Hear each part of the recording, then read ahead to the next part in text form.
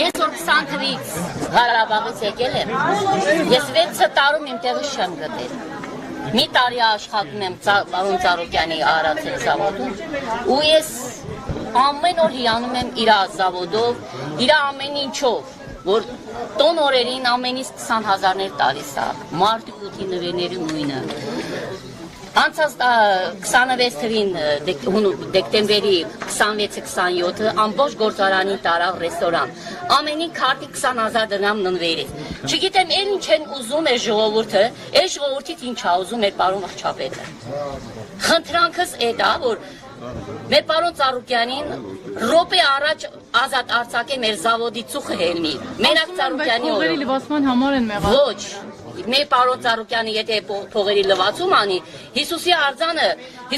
բանի հատիսի լեռան վրա չէր դնի։ Այդքանը կարող ասել։ Նախընտրական քարոզարշավի ժամանակ Նիկոլ Փաշինյանը ասում էր, որ այս գործարանը պետք է պետականացնենք եւ ասում էր աշխատակիցները խնդիր չեն։ Գնի ավելի լավնա չպատասխանեմ, որովհետեւ ես հիաստապված եմ այսօրվա կառավարությամբ, դարելա չարի վերջը, այս սարինն է, այս ծառը իմն է։ Ոչինչ,